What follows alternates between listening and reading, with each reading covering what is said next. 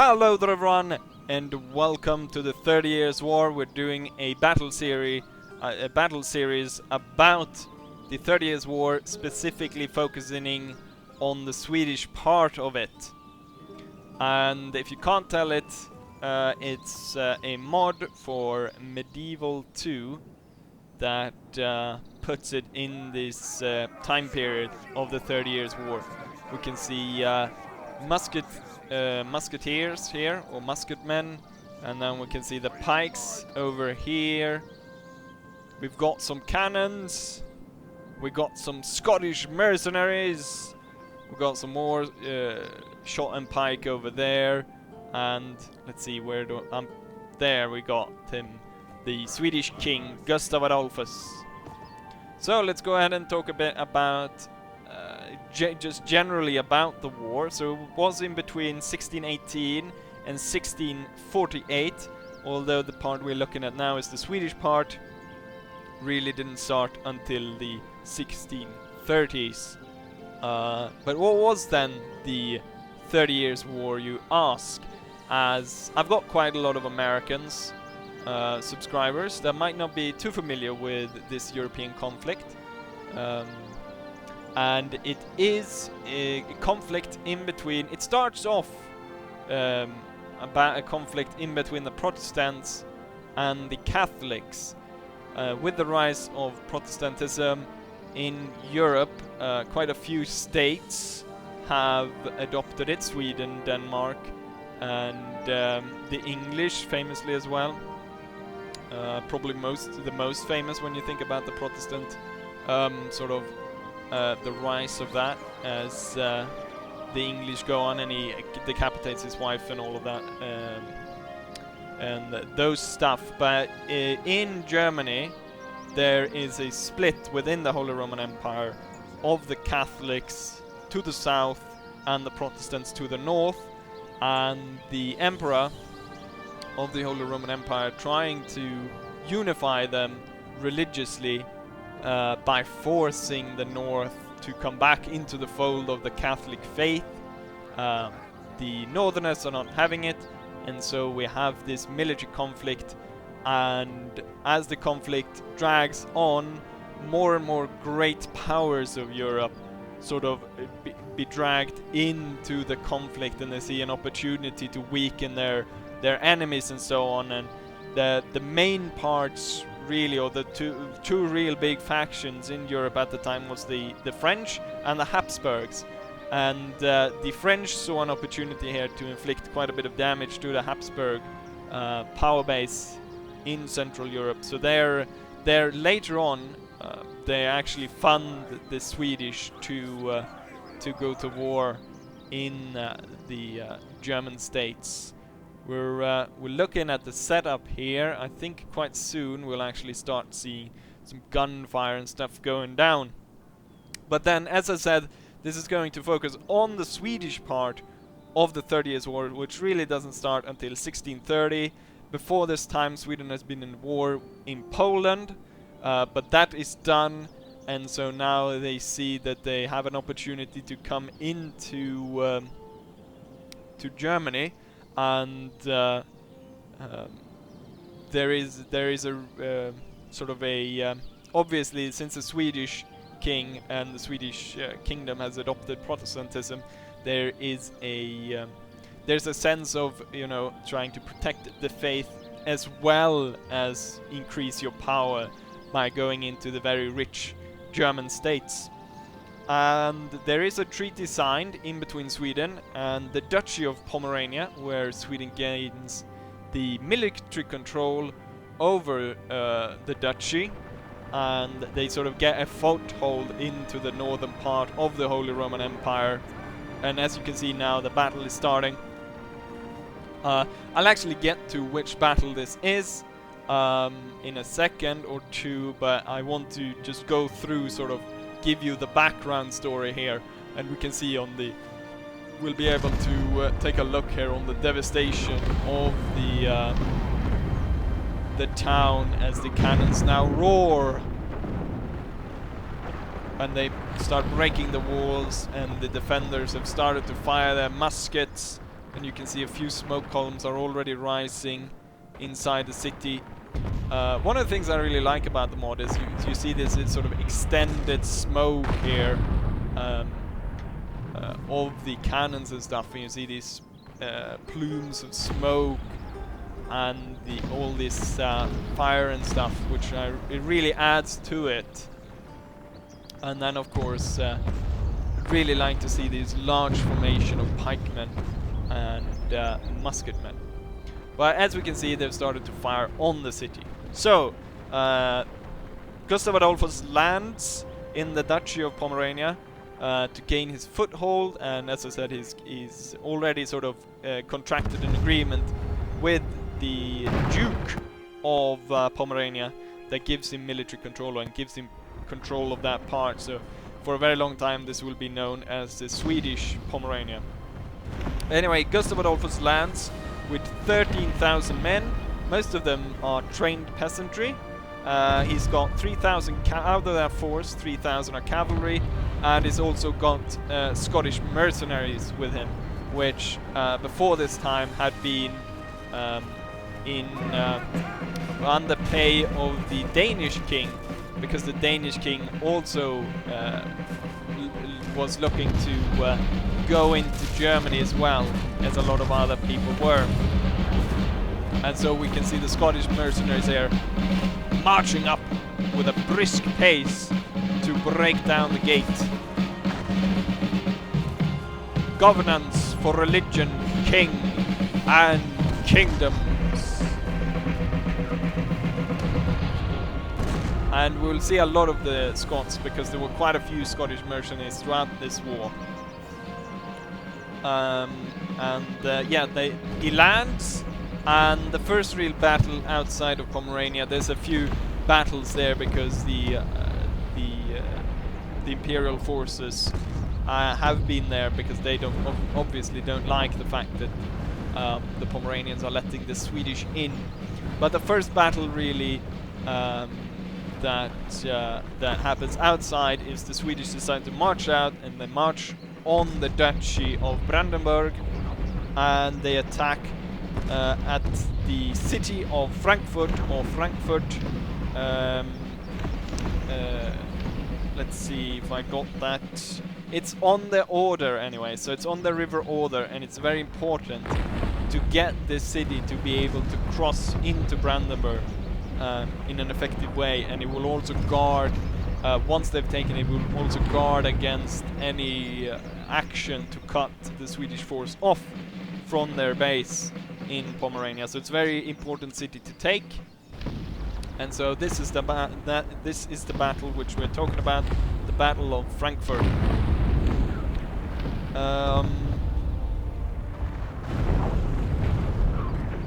The battle historically was successful for the Swedish. They lay siege to it for 2 days. The second day they attacked, and there was a lot of confusion on the Catholic side, because a lot of the mercenaries there had not been paid and refused to fight. And so it was a bit of not a pushover by the Swedish, but it went quite well for them. And yeah, I think now I've given you quite a bit of the backstory here. So now we can go in and concentrate on what's going on, and I think we're about to send forward all the troops as we're opening more and more holes here in the wall. The Scots are starting to break down the wall, break down the gate, although it seems a bit redundant now, since we see holes opening up all over here in the wall, as the Swedish artillery just completely destroys every single section here of the wall, and there's not a lot of defenders left up on the wall. We can see a few of them over here. There's one guy ready there to take a shot. Actually, we see him. Oh, there he takes the shot. He's the only one. The rest of them refuse. We haven't get paid, so we're not fighting. Well, I got paid.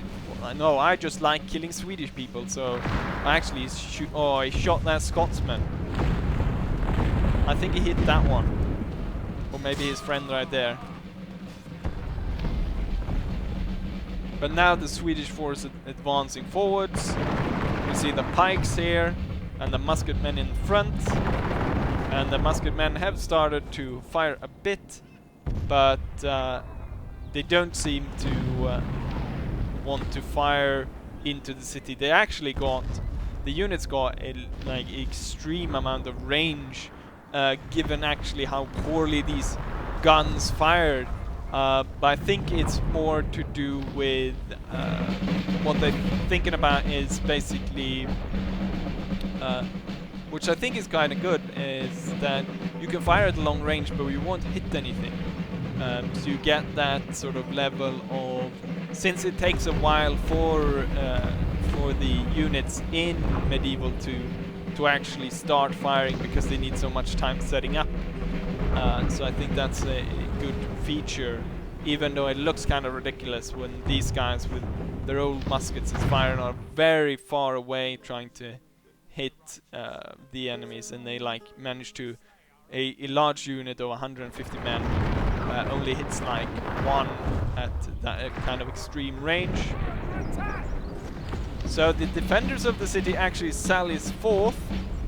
The Scots, I don't think they will be able to fire in time. And we got just some light rebels, or light rabble actually, marching out, but the Scottish pikemen are turning up to help, and they're going to be ensuing quite a massacre. And on this side also rabble is marching out, but these guys will actually fare even worse since they have 2 pike regiment that they're facing off with, plus that they're getting fired upon by the muskets as well.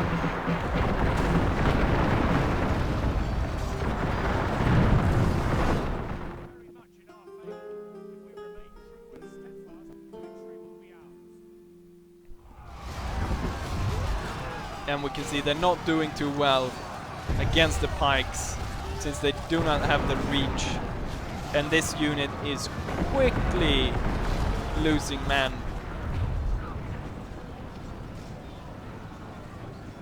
And I believe it's about to rout pretty soon as well. And the Scots have managed to get their pike formation in order, and they are inflicting a similar kind of damage on their side.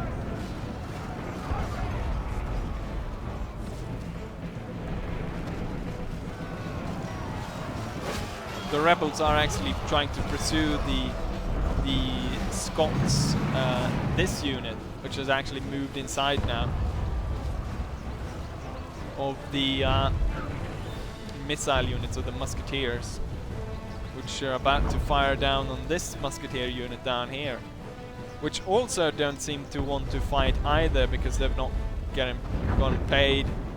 But soon as the Scots will open fire upon them, they will return fire.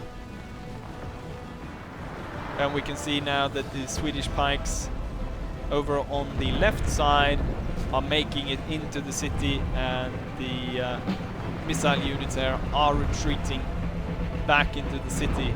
A large part of the city now is on fire because of the poor accuracy of the cannons. They've hit all over the city, tearing down towers and buildings as the cannons go, and towers as well.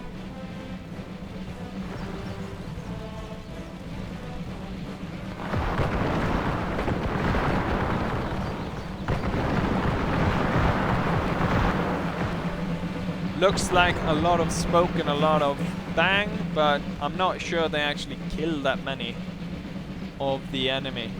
And now these guys are ready to fire back. Actually, the Scots seem to be hitting quite a few of them. And the guy with the banner is actually quite wounded.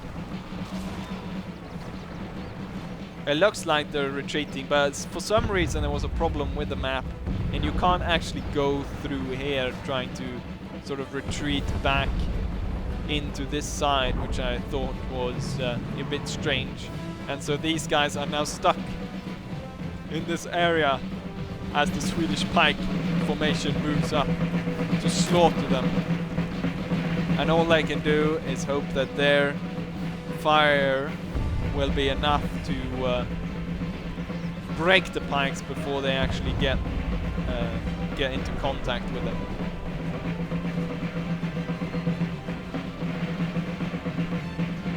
Fire, damn you! Fire! Oh no! Instead, they close to hand-to-hand combat, and the pikes go down, and this is not going to go very well. They're trying to actually escape by running around. They're trying their best, but they've already lost half their unit here. Just running into the pikes. They're broken, and they're being cut down en masse. And here, they're running into more pikes.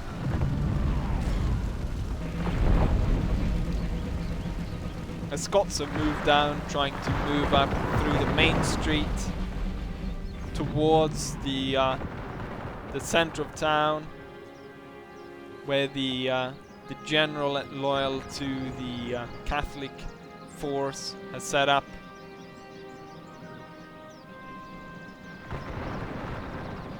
We actually got some actual pikemen, actual soldiers in here, and not so much rebel and militiamen. But a lot of the forces here are local militia. As we see here, a large amount of these local militiamen are tangling with the Scots pikemen, and we just see a mass of pikes as they fight. But it looks like the local militia have had enough. They lost a ton of men in a very short amount of time, and they are now retreating. And the Scots push forwards. The Scots are actually going to get enough chevrons to the point where they receive, by the end of this battle, I think it was 2 silver chevrons, I think. So they will have done a very good job throughout this battle. But they will also take a lot of damage, the Scots. And then the rest of the pikemen are following through the main street there. We also got some fight going on over here. More of these incited rabble or just townsfolk being massacred by Swedish pikemen of the Blue Brigade. And the pikemen are really doing well against people that don't really have the same range as the pikemen. So the pikemen can easily just mow down those troops.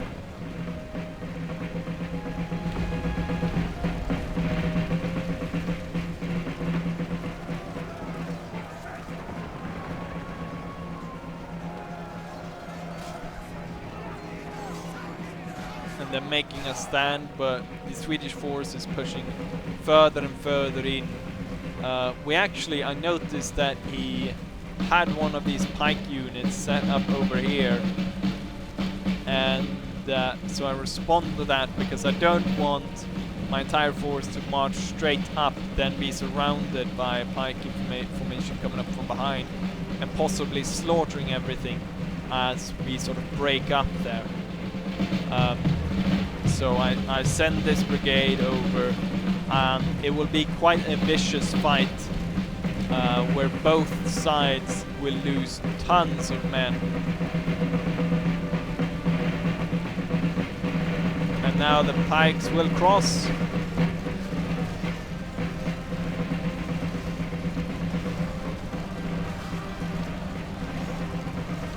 The Imperial troops will actually get an upper hand on the Swedish because, as you saw, they've got a more thick and ready formation there compared with the Swedish. And they also outnumber them to start off with by 24 men. And this is basically going to be very much a fight where we pick off one guy and they pick off one guy.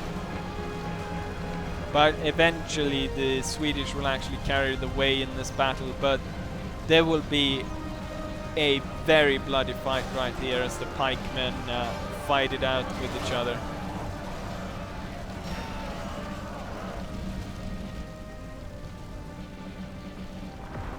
And we're moving in a cannon to help support the fight in the center, just to be able to break the inner formations. We're rolling in this cannon to take part in the battle in the center. And now more of the Blue Brigade is moving into a flanking maneuver on this side of town. We're trying to get more and more troops to come from different sides in to surround the inner courtyard. We also have another street going off here, and so I've detached Blue Brigade's spearmen and the Scots now fighting a large formation here of incited rabble. And I'm trying also now to bring up, let's see, we're trying to bring up these musketmen from the Blue Brigade to take part here and fire in the backs of these guys. But we also have this unit right here, more incited rabble.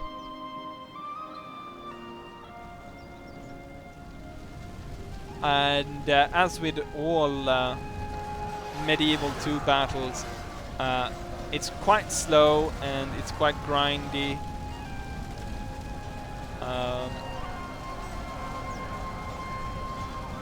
But it's a pretty good battle here. You can see the numbers are pretty much the same, 36 to 51. I'm moving up this Yellow Brigade musket unit to help out, maybe be able to fire here on the sides, maybe just to help out this unit to see if they can kill off these guys.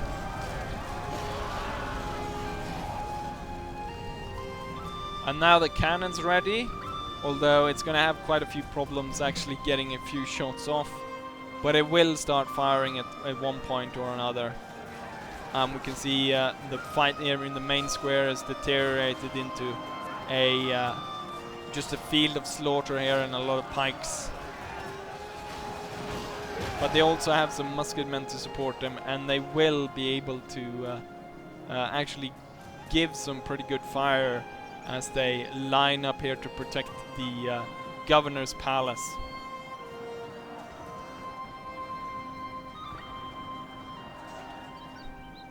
I think we got some fire going down on this side. Some of the musketmen here from the Blue Brigade are firing at the rebel down there. But as you can see, it's a very long range. So even though they're able to actually fire, not a lot of hits are going in. They've managed to kill 2 right there. The group doesn't seem to be that alarmed with what's going on.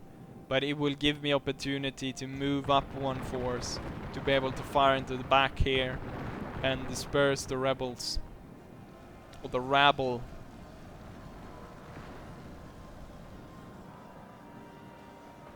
And more and more of the rabble units are turning in from the outskirts of town. And we probably got some more pike units out there, some local militia, and more rabble as they get drawn into the conflict here. We'll see about if this unit actually wants to shoot, because I remember when playing the battle they did start firing, but because I was looking elsewhere I couldn't really take a good look at what was going on here. So right now what we can see is actually, the Swedes managed to get here, as we see dead Swedish bodies. But now we've been pushed back, so the Yellow Brigade is not doing too well. But we have brought in the cannon to help out, and soon this rabble will be cut down, and so we'll be able to send the Scots and the Blue Brigade over to help out, and then once again we will turn it into in our favor.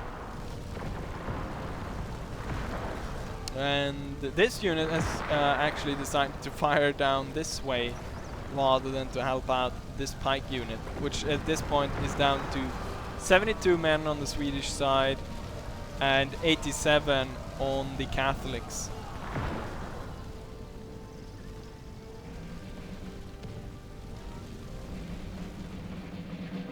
Right, the Blue Brigade and the Scots are ready. They're very tired, but now they're gonna go in and we're gonna see about pushing through here and be able to capture the inner courtyard. I think we're gonna go ahead and speed this up a bit. Oh, there comes the gunfire, but I think they actually shoot their own, maybe. Let's go ahead and see if they want to fire another shot here. And the general has come to take a look at what's going on, and more rabble joins the fight.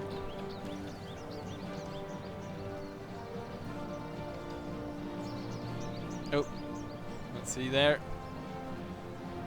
See if they want to fire. This would have been nice if you had the same sort of zoom ability you have in Empire and Napoleon. And they put their shots in, but I think they're actually shooting their friends. Or they're trying to shoot over them maybe and lob the shots into the Swedish formation. But now there's not actually that many Catholic pikemen left, and so the superiority of all the Swedish pikes that have turned up. Actually, I think they were actually firing at the artillery crew, because I saw quite a lot of them being taken down. But I think we'll actually see some shots going down from them right now. And it's a lot of rabble fighting there now. Let's see if they got some local militia turning up to aid in the fight. But they're not going to do too well against all the pikemen. I want to see when the cannon is ready to fire. They're trying their best to get this in order.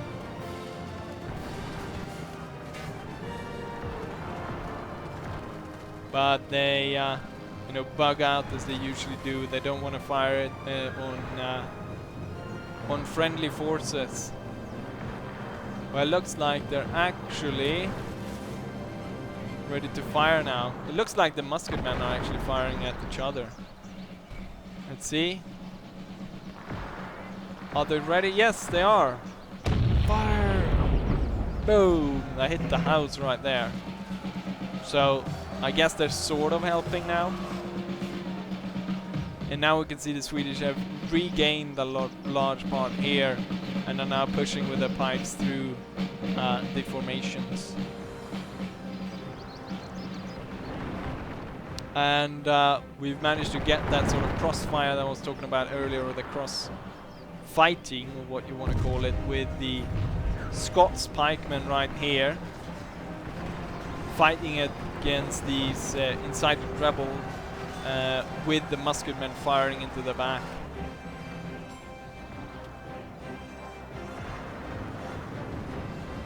And now he pushes more men into the fight here against the Swedish pikemen. Another cannon shot unfortunately lands well too short of what would be necessary. This rebel is running amok, and it looks like they're turning down to the... Maybe they're going to... they were going down the side streets to loot. Another shot hits the house, and looks like the enemy general is going to go ahead and join straight into the fight here. And I think this is the point where he actually dies. If you're wondering who's the general, is this guy, I believe.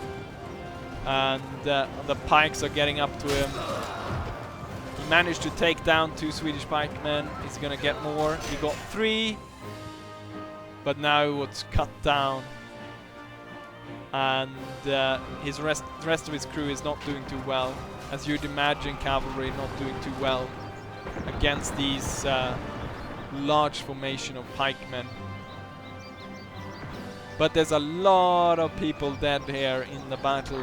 Now in the actual battle, I think the casualties were around 3,000 on the Catholic side, and then 800 on the on the Swedish side.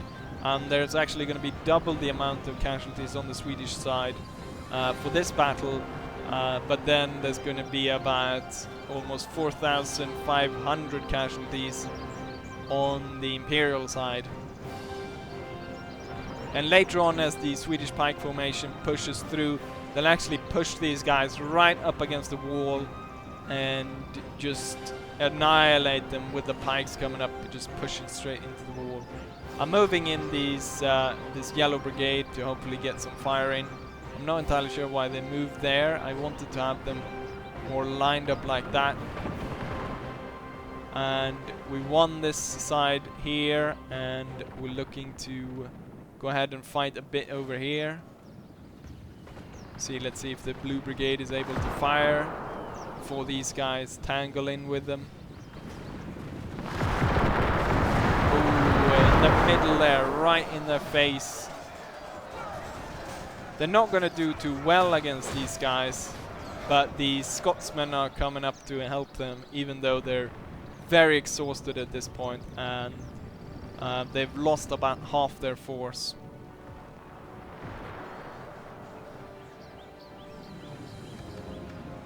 And now the timer is actually running down, and because I had to kill every single one of the enemy units, I actually ended up losing the battle, even though the guy playing my enemy only had like 4 soldiers left that were actually able to sort of fight, and they were running amok. And so just because I wasn't able to kill them, that's why I lost. But we can see here what I'm talking about. Quite nasty, as these guys literally are being pushed up against the wall and just speared like pieces of food.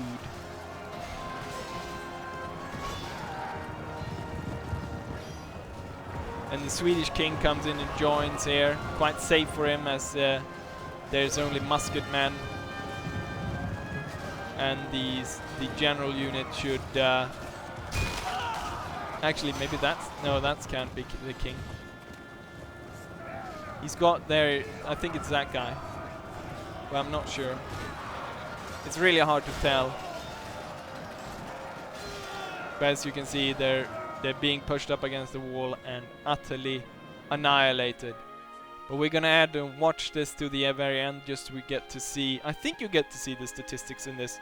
But you can see there's still 2 forces left, so we got this little group, this little group. This is why I didn't win the battle, and it's a close defeat. So these guys were running amok down this street like idiots. But yeah, we can see the amount of casualties here. 1,000 men remaining of the Swedish force, losing 1,600 when they lost 800 in the actual battle, and the enemy lost 3,000. This probably does not count into the... Maybe it does actually, the amount of men I captured. I captured a few. Let's go ahead and just quickly take a look at the casualties. Casualties inflicted. The highest on my side, actually we can only see my side, but the highest casualties inflicted on my side were the Scotsmen, who almost single-handedly, single-handedly killed 1,000 men, and they lost. Actually, they caught 83 prisoners, and they lost. Let's see, casualties sustained. They lost 139 men, but they were able to kill 1,000 enemies. And the next one is one of the Blue Brigade pikemen. The worst units were some of the cannons. One cannon didn't kill a single guy. But yeah. So there we have it. Hopefully you guys enjoy this, and hopefully this wasn't a too long of a battle. I'm trying to keep these hopefully quite short. Around half an hour. To 20 minutes. But yeah, hopefully you enjoyed this, and hopefully you stick around to watch more battles of the 30 Years' War, focusing on the Swedish part of it. Anyways, hope you enjoyed it, and hopefully I'll see you guys for the next one. Bye!